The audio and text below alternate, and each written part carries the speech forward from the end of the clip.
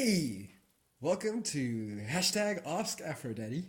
It's the second episode. We actually made it to number 2. Hey. I'm Afro Daddy, and I'm with the Mrs. Afro Mama. I think we need to change that. I think the first question we should ask is, what is my name? I know your name. Well, okay, well, I also know my name, but... Yeah, I think we all know your name. I just feel like Afro Mama is not a good name. Okay, so we need to figure out a name for Julie. But thank you so much for joining us right now on the Afro Daddy Facebook page. So this is basically a chance for me to answer all of your questions about parenting, life, and everything else that you want me to talk about. So Get your wine ready. yeah, get your wine, get your chocolates, get your popcorn. Those are the 3 things we generally eat at this time of night. I would like to point out that I have none of those 3 things I in gave front you, of me. I You gave have you wine. failed. I gave you wine. You had wine. In fact, there's your empty glass of wine. So, basically, I have a whole bunch of questions in front of me that you guys have sent to me, and either you send it to me via email to afrodaddyct@gmail.com or posted it on the Afrodaddy website, Facebook page, not website. Website's coming soon. Web. Facebook page. Or inboxed you.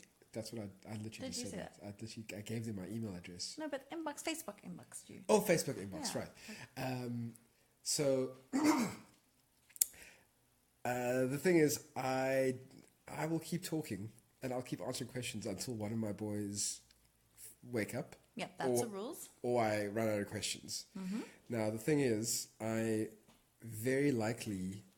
hi, Tiffany. How's it going? Hey, Tips. I'm very likely not going to be able to get through all these questions because our boys tend to wake up on the reg. Yes. So that's kind of that's their jam. They like to wake up at the most inopportune times, if you know what I mean. So let's get into these questions. Okay, so I'm going to pick up where we left off last week. A question from Michael. How do dads deal with a lack of sleep? And what I said at the end of last week was that there was a study that showed that dads actually get less sleep than moms do in the first year. You are insistent on this study. I feel like you owe your audience and your wife. I need to find You the need to find research. this study, this research. Okay. This is the second week. Do Regardless, you have something to prove? I didn't do my homework, so I don't.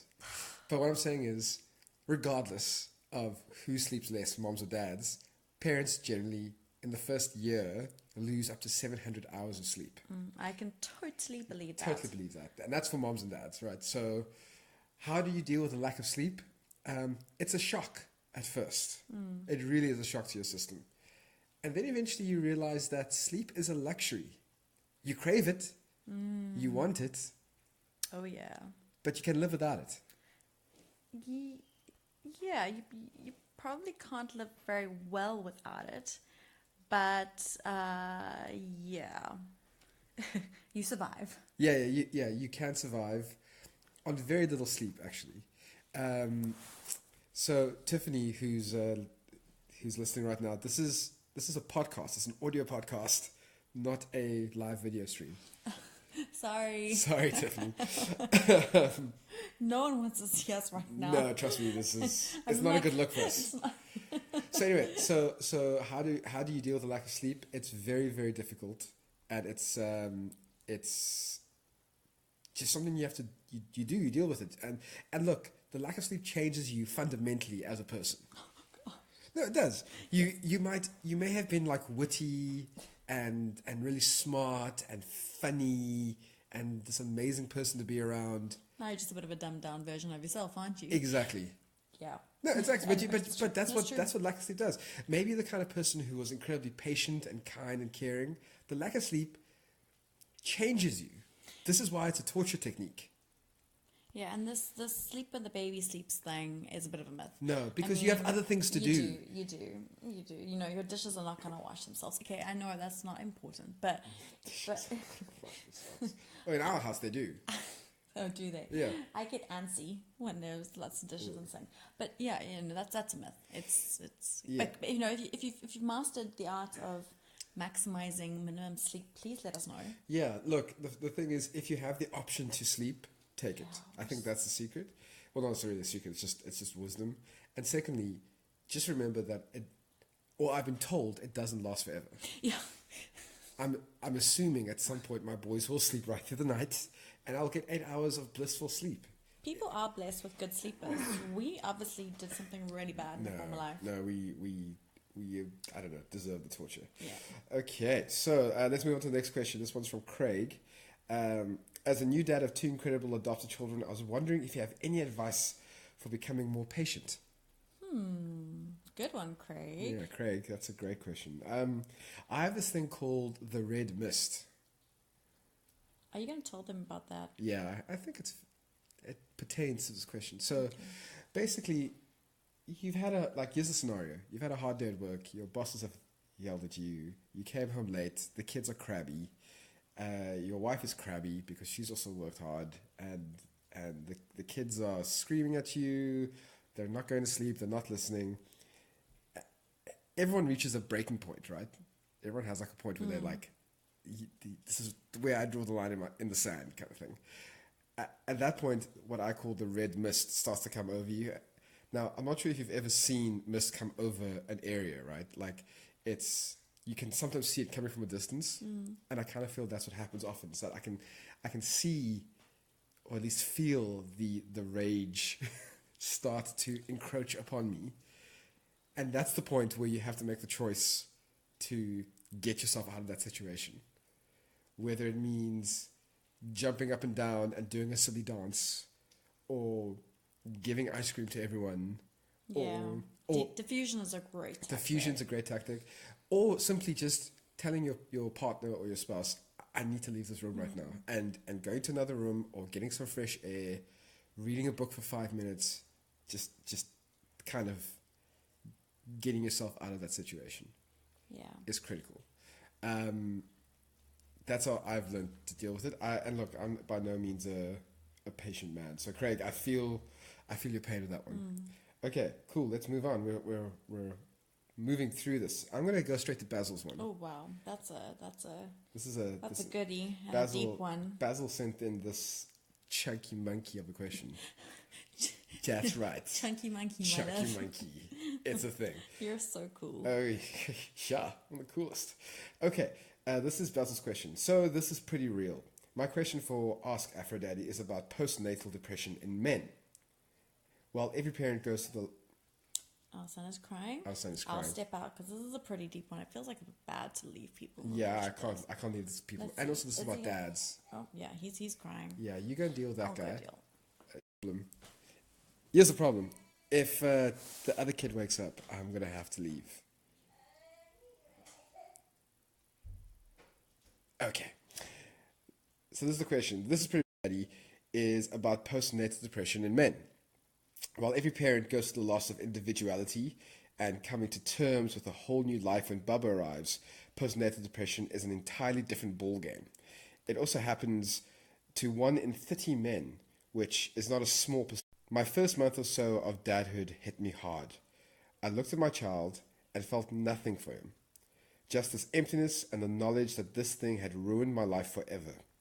I wanted to go back, for him to go away, for it all to be over. Because of these feelings, I thought I was a terrible person, undeserving of holding this child, let alone caring for him, and feeling that I would never love him, that he would grow to resent, and that we would never connect in any way. Every day was a struggle to find any sort of happiness in this new life. Who wants to help new dads in their journey and provide emotional support for a very challenging life stage as a man. I think it's brilliant, and more fathers need to realize that they need this kind of emotional support as mothers do. So my question, the question is, how can we open more dads and dads to... we keep losing signal, and that's because internet in South Africa sucks. So I'm going to go... There we go. And we're back. Here's the question. How can we open more dads and dads to be up to the stark realities of the first few months in a nurturing way that inspires confidence in them as fathers, and saying, you'll be fine, doesn't cut it. So I know Basil, and I know Basil has literally had a child last 6 weeks ago, Yeah. 2 months ago. And in all honesty, what Basil's talking about, I definitely went through with our second kid in a big way. For actually a very long time. That that feeling of not connecting with your child, that feeling of this new person coming into your life and actually kind of ruining it. Like, but I mean, it's true though, because I mean, maybe everything that you enjoyed about your life is now gone because of this person, of this new being, right? Who and what makes you feel additionally guilty is that you know that that little person doesn't deserve those thoughts about him. Yeah, and they're there because of you, ultimately. Yeah, exactly, So, exactly. you gotta deal with it. And that you've made these choices Yeah. and that you have to kind of deal with it now. But it's but But also, I mean, like, there's such a disruption. It's a disruptive phase where effectively you know logically that baby most likely needs the mom biologically, especially in the case where it's a biological child, more than you. And so you're a little bit, I can imagine you must feel displaced. yeah, totally. Like, I know I wasn't focused on you at all Well, in the no, beginning. no, not at all. No, not with the second one. Because it was hard. It was hard, yeah, and so we have this thing where we have a whole generation of men. I kind of say it like we're like the generation of engaged fathers. We're this first generation of men who are really keen to be involved with their kids from the outset. We're going to all the prenatal classes, the antenatal classes. We're there when the baby's born. We're cutting the umbilical cords. We want to get in there. And then after the baby's born, we're not in there. We're kind of shoved to the side in a very supportive, very important role, but you're really supporting the mother and you're not really connecting to the child.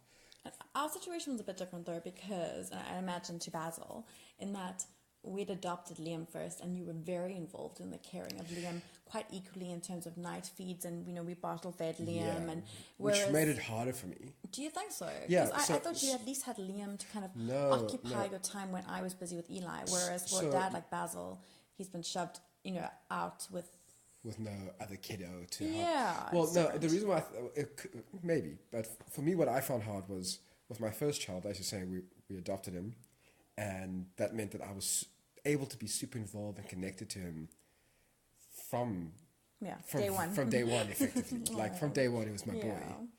Whereas with the second one, he was so cute. He was so cute as well. But with Boy 2.0, he really just needed mommy. Oh yeah. He was just a mommy's boy through and through. Hi Gina. Hi Gina. You're amazing too. And so that meant that because he was a mommy's boy, I was pushed to the side, and it's only really been this last like 3 or 4 months that I've really started to connect with him. And that has been very, very hard. And I do see what you're saying. Through this last year and a half or 2 years with Eli, at least I could always go, okay, well, Eli wants nothing to do with me. At least I have Liam, who's ready with a hag, who loves his daddy, even though Eli, like, literally tries to kick me out of bed every night. Yeah. So, and it's hard when you make informed decisions on one sort of angle of parenting. It kind of have an effect on the other. Like, we chose, for me to breastfeed Eli, and that was a decision that we made very intentionally because we believed that was best of him. But the downside to that was that, you were not going to be able to participate in feeds. So what I was really trying to get to is actually what Tiffany's raising is the fact that we want to be engaged dads. We want to be supportive dads. We want to be better fathers than our fathers were. But we don't, because we're the first group of people who are really doing this. There's no, for lack of a better word, like research to help us. We have no history to fall back on where moms do. Yeah. Moms do in a big way. Moms know how to, firstly, historically, they know how to mom, and secondly, they know how to support each other. Yeah, we can be pretty good at that. Well, yeah, but I mean, like, there's so many stigmas that you're breaking. I mean, like, it's still, we're still at the stage where, not every man would choose to wear his baby in a carrier, for example. It's the best thing. It is the best thing, and you look super hot when you wear our kids in carriers. But, that's like one thing.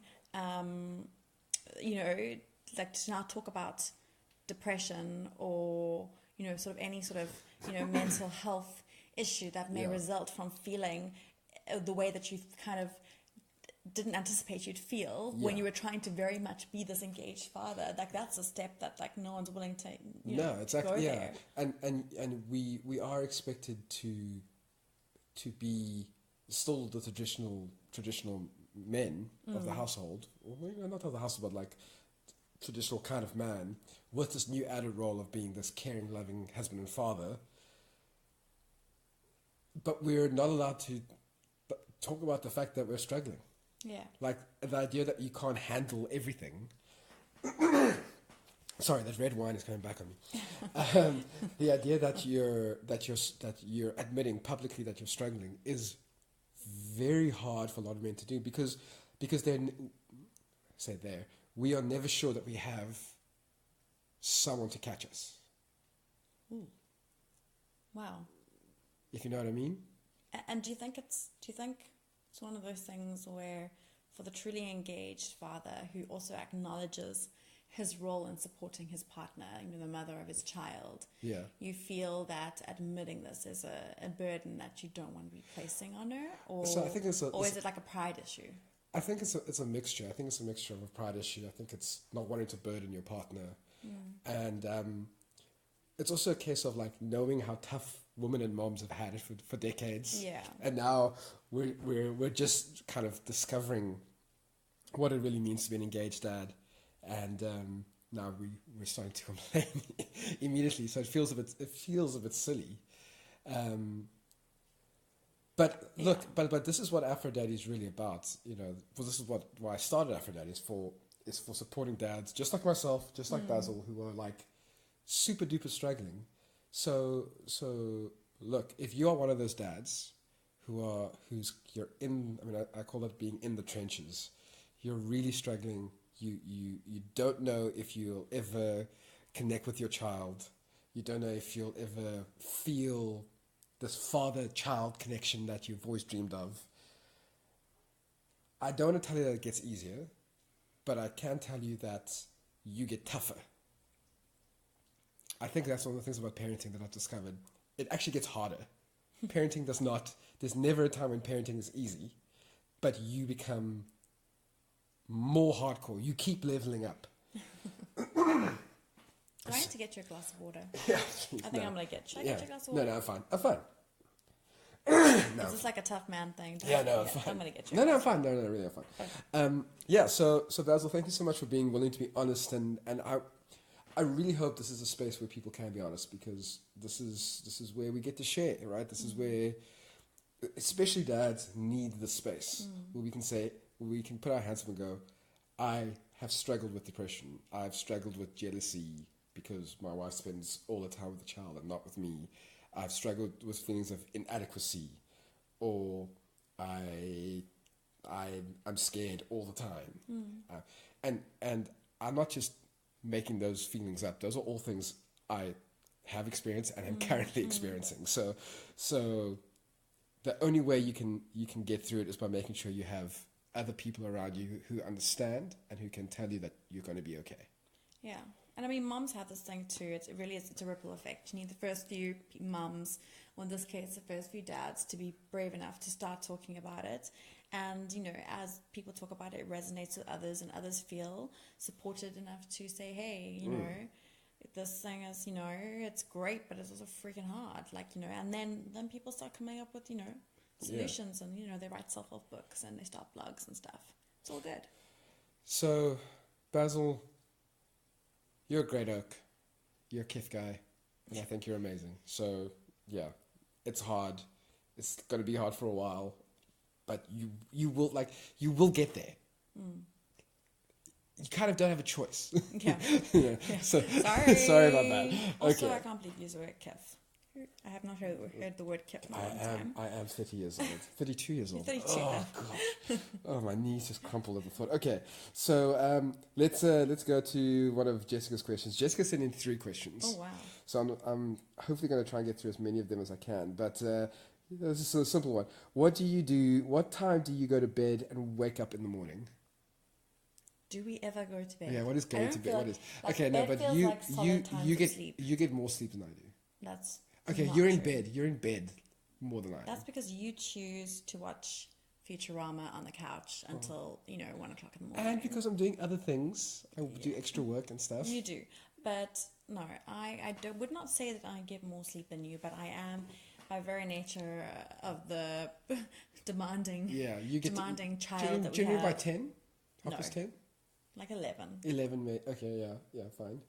I tend my brain tends to switch on at around half past 10, so I tend to normally get to bed after half past 12. And then lately I've had to get to work at 6, so I'm waking up at 5. So We are not making smart life choices. no, these are right bad now. life This is bad. choices. Don't do that. Yeah. Julie gets to sleep. This would be in a little bit longer, but then Yeah. she has to deal with the boys, getting them to school and getting them ready for the morning, which So much fun. I'm not sure I would choose that over getting up early. Yes. Yeah, we haven't done the. Okay, So new feature. We've decided that Julie has a new feature. I do. It's called Would You Rather. So I'm going to choose a random Would You Rather question for you. Right. And you're not going to know what it is. Right. And you're going to have to answer And justify. like a gut feeling, but Okay. then with a little short justification. Okay. Okay. Hit me. So here's my Would You Rather for tonight. Okay, and I'm really keen to see what other people think as well. Okay. Would you rather have one week where every night you're going to get solid, unbroken sleep, okay? Or choose 1 hour of pure alone time to do whatever you want for every night for 1 month. So 1 night of sleeping like a baby, or 1 month of 1 hour where I don't interrupt you, the boys don't interrupt you, you can do whatever you want. Question. There are no follow-up No, questions. that's your follow-up question. Can I occasionally take 5 days worth of hours No. in one? Where What? I get to be away for 5 hours. Gosh, are we that bad? No, it's 1 hour Okay. for 1 night. 1 hour every night for a month. I would go with the sleep. Good sleep for a week would be amazing. Yeah, I completely agree. Yeah. I would also go for the sleep. Yeah. We This, we would basically sleep, do I would anything. I would honestly donate a kidney for a year of sleep. I really would. If someone was like, you will sleep through the night every night for 1 solid year and still be a good mom, like your kid's not screaming in the background, and you have to donate a kidney, I would seriously consider it. So this is actually a question that kind of follows on from what you just asked. This is another one of Jessica's questions. Do you give each other a pass to go out for a night? Like one watches the kids and the other has tequila with friends and then you switch next time? I'm going to let you answer this one. What? Yeah. Okay, we try. We don't. I think we're pretty good. Like if something comes up, like a birthday or an event, or like you want to go and watch a show or something like that.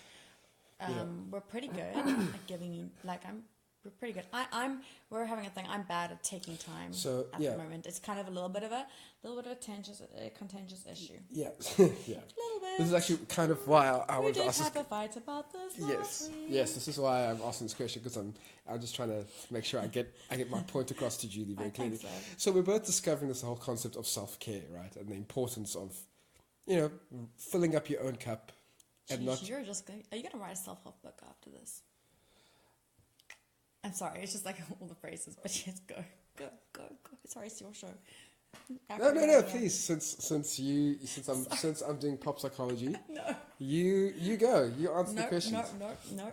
Yeah. All I know is I get to see my friends. No, I do see my friends. I do. That's not true. I mean, I love spending time with my Okay, friends. following your friends' Instagram accounts is not No, seeing your friends. that's not even entirely Okay, when is the I see okay? my- No. no. Answer this question. When was the last time you have spent any time with a friend when there weren't kids around? The last time I did that properly was the creamery date. It was about a month ago. Actually, it wasn't that long ago. And just to before let that? you know, you're looking after the kids in the afternoon in the public holiday. I'm going to a clothes swap with Cindy Alfino and the Okay, girls. so There we so, go, so booked.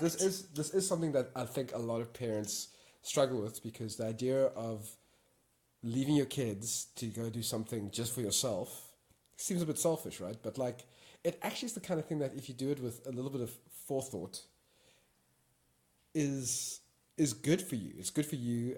It makes you a better parent. It makes you a It's not for lack of desire though. Like for me, it's not for lack of desire. No. I love spending time with my But girlfriends. you have to be. I'm so tired. Yeah, It's but that's the thing. You need to be, not you, just people in general, need to be quite direct about it and quite deliberate about it by going, okay, I'm doing this because despite the fact that I might not feel like going out right now, I'm doing this because I know it's important for me as a human being to like not just have to clean up food that's been thrown on the floor and poo nappies and dealing with screaming kids and tired spouses. Like, I need to experience the world because I'm the person right now. And especially if you think about the fact that your kids see the world through you, right? So the more you experience, the better that your kids' experience of the world will be. Yeah. A. B. When you are happy, you are a better parent. Right? Now, Totally. I'm not saying that means that you must just do everything you want and that you must never sacrifice time to be with your kids. Like, there is a balance though. And I do worry that we become a society where we're so worried about our children, where our children are like the most precious thing in our lives. And we wouldn't say that they're the most precious thing in our lives. That it means that we totally forget that we are actually valuable human beings too, who need to be cared for, right? Totally. I mean, I do get some time. Like I'm very fortunate that a lot of my very close friends are in the same life stage as me. Yeah. So we do lots of like mummy play dates, and even though the conversation takes, an hour to get through what would take 10 minutes. Answering how are you takes the whole play date, basically. Takes a while. It's still really good, and there are points of reference there, like, it's in commonalities. But I miss date night.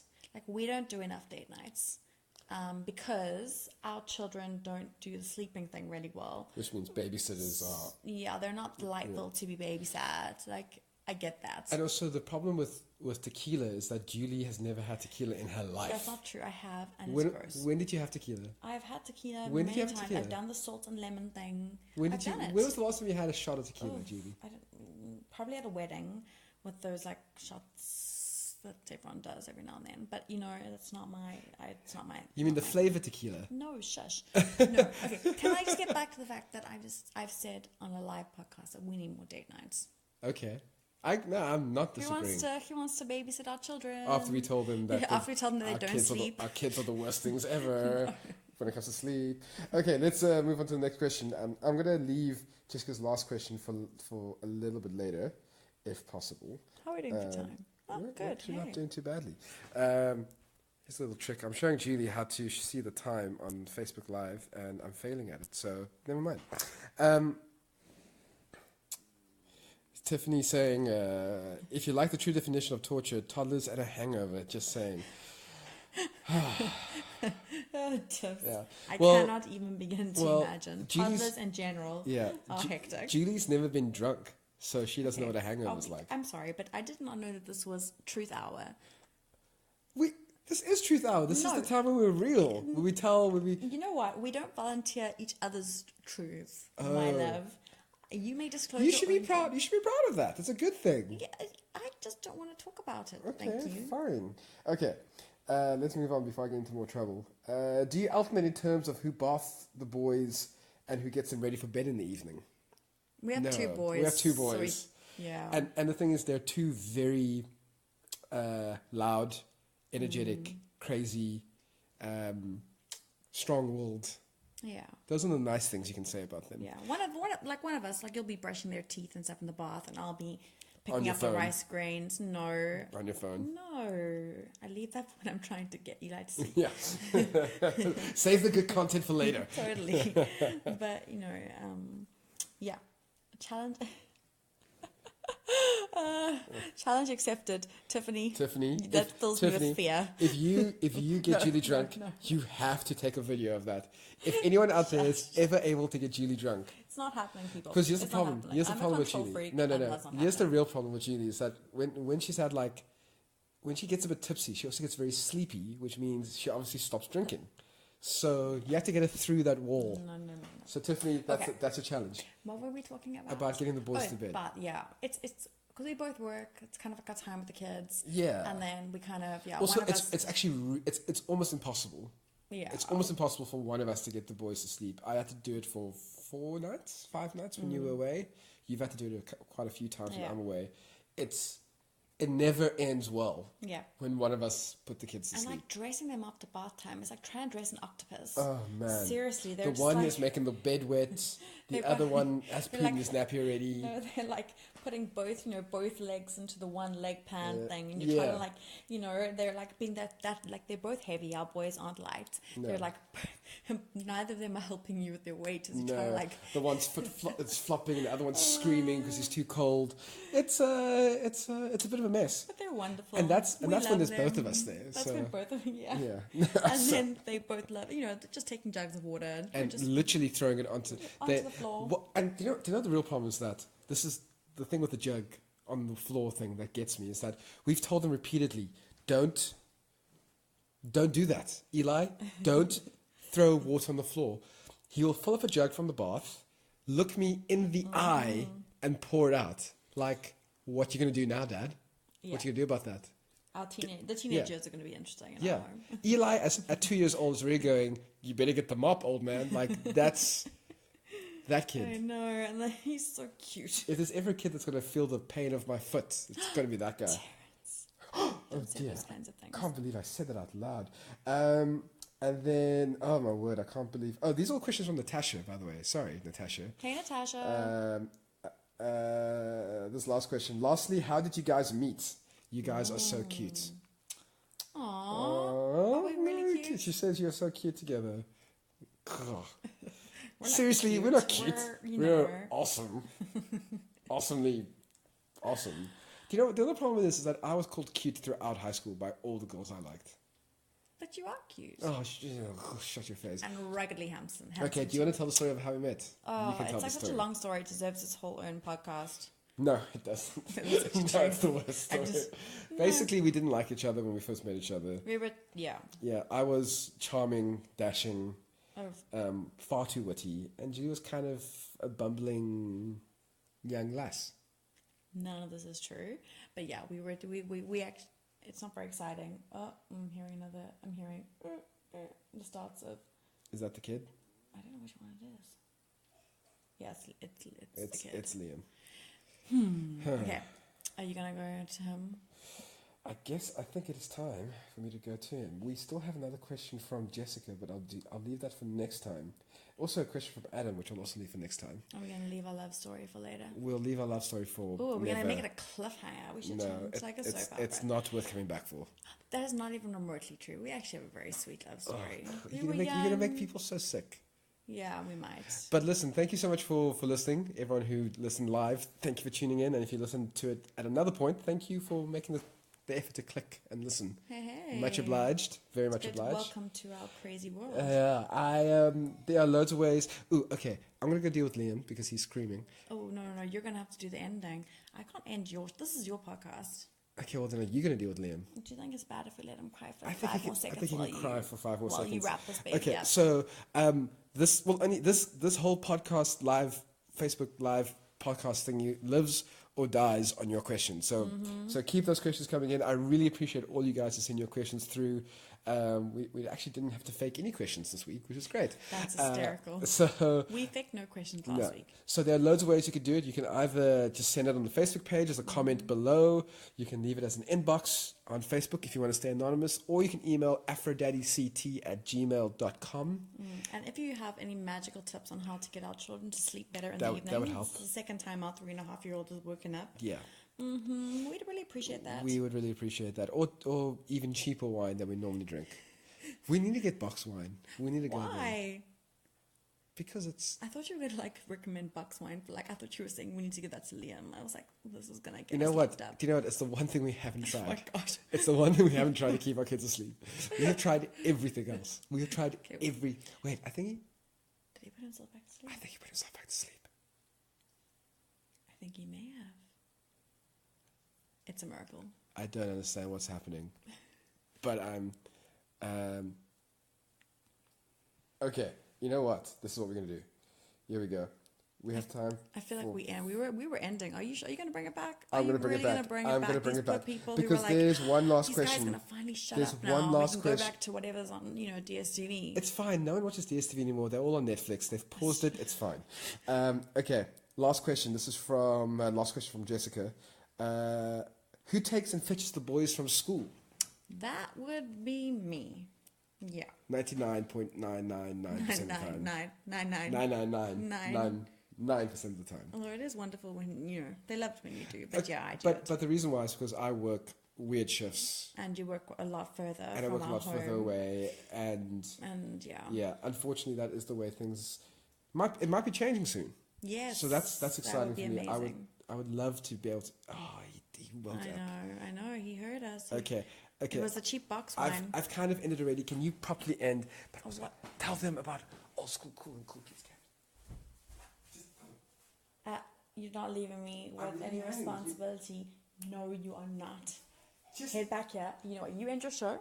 End your show. You know what? I'm gonna go and be the amazing mother that I am and see to our child. Okay. Well, while you said that, Bye, our everyone. child is crying and screaming. We're terrible parents. Just Okay, I'm going. You finish everything off. I'm going. Okay, fine then. Great, thank you so much for listening. Before I do go, that is a good question about transporting kids. And the reason why I wanted to bring that up is because there's actually a very cool company in Joburg and Pretoria called Old School Cool. They run a thing called Cool Kids Cabs. And basically it's just... they just make sure that your kids get to and from school and wherever you need to drop them off or pick them up from safely, with all the gadgets and safety paraphernalia that you would want in your car. So you should check them out. Check out oldschoolcool.co.za, because if you are like us and struggle to find ways to get your kids around, especially during the week, it's actually worthwhile just making sure that they can... that they are picking your kids up safely and that your kids are fine. It's the kind of thing where they pick your kids up, you get an SMS that your kid's been picked up, then they drop your child off and you get an SMS that your child's been dropped off. There's cameras in the cars so you can always see the footage of what's going on with your children. They have every car seat that you would ever need for any kind of child. You have female drivers who totally love children and are great with kids, and who also have, anti-hijacking training and who have first aid training, right? Totally worthwhile. And it's the kind of thing where if you are in Pretoria or Joburg, go check it out. It's just one big thing that you don't have to worry about anymore. Because as a parent, you probably have a lot of things to think about. So, and this is one thing that you don't have to think about anymore. So that's pretty cool. I'm so sorry if you can hear the kid crying in the background because he's very upset. But don't worry, his mom is there with him, so it's fine. I was going to end, but I see Samantha Reed just popped a question in. Aphrodite, how do you guys cope with 2 kids? I have one, and she takes up all of my time. Samantha, when we only had 1 kid, we thought that was like the most that we could ever deal with. And then we had 2 kids, and we just found ways to deal with 2 kids. I have friends who have 3 kids, and I asked the same question you're asking me. I asked them, like, dude, how do you cope with 3 kids? There's only 2 of you, and there's 3 of them. You're always outnumbered. How do you deal with it? And he just basically gives me the same answer I gave you. You find ways to manage. You find ways to cope. You put in good strategies, and you look. It's not. I'm not saying it's not hard, because it is. And sometimes all you want is the ability to have one parent look after the child, while the other one, while there's no one else to think about. But it is harder. Having two kids isn't. I wouldn't say having two kids is double as hard. It's probably 4 times as hard, and then having 3 kids is 8 times as hard. You know what I mean? That's the way I think it through. So yeah, I'm getting the sign to wrap it up because the kid is asking for daddy to calm him down. So guys, thank you so much for listening. Remember, sending your questions to aphrodaddyct@gmail.com or inbox me on my Facebook page. Thank you so much for listening. I have to go now. Have a great day and a great evening. Bye.